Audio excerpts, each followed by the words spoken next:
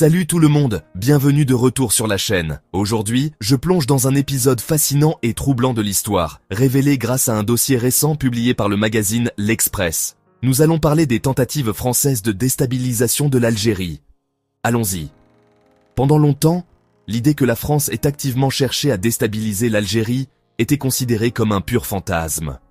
Mais aujourd'hui, grâce à des documents déclassifiés des services de renseignement français, nous avons des preuves concrètes de la réalité de ces tentatives. Le magazine L'Express a mis en lumière des révélations saisissantes. Ces documents détaillent comment, au milieu des années 1970, des agents français se faisant passer pour des militants berbères ont posé des bombes en Algérie. Parmi les cibles figuraient l'imprimerie d'El Moudjahid à Alger, un tribunal de Constantine et des lieux à Oran. Heureusement, ces complots ont été déjoués et les agents arrêtés. Mais cela ne s'est pas arrêté là. Le dossier révèle également que d'anciens agents de l'OAS et des collaborateurs marocains ont tenté d'introduire clandestinement des armes en Algérie. Ces opérations ont également été contrecarrées par les autorités algériennes. Autre révélation choquante, une tentative, dans les années 1960, d'armer des groupes d'opposition algériens pour renverser le président Houari Boumedienne. Mohamed Kider, assassiné à Madrid en 1967, aurait été un bénéficiaire de cette aide militaire française. En remontant encore plus loin, à la guerre d'indépendance, les services secrets français ont été impliqués dans l'élimination de dirigeants et de partisans de la révolution algérienne. Des figures importantes comme Mostefa Ben Boulaïd et Mokrane Aïtaoudia ont été assassinés, apparemment avec l'accord de hauts responsables français.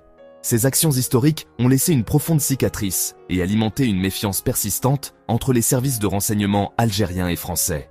Même la coopération dans les années 1990 contre les groupes islamistes n'a jamais été pleinement rétablie, et les relations ont de nouveau été mises à mal en juillet 2024 lorsque le président français Emmanuel Macron a reconnu la souveraineté marocaine sur le Sahara occidental. Plus récemment, en décembre 2024, l'Algérie a accusé la France de recruter d'anciens combattants de l'État islamique pour déstabiliser le pays. La France a nié ces allégations, mais la télévision d'État algérienne a diffusé des images de prétendues rencontres entre les services de renseignement français et un ancien combattant de l'État islamique, provoquant des protestations officielles.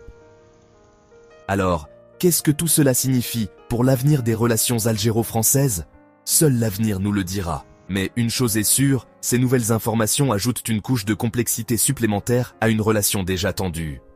Merci d'avoir regardé, et si vous avez trouvé cette vidéo informative, n'oubliez pas de liker, commenter et vous abonner. À la prochaine. Merci de bien vouloir activer la cloche et de cliquer sur j'aime.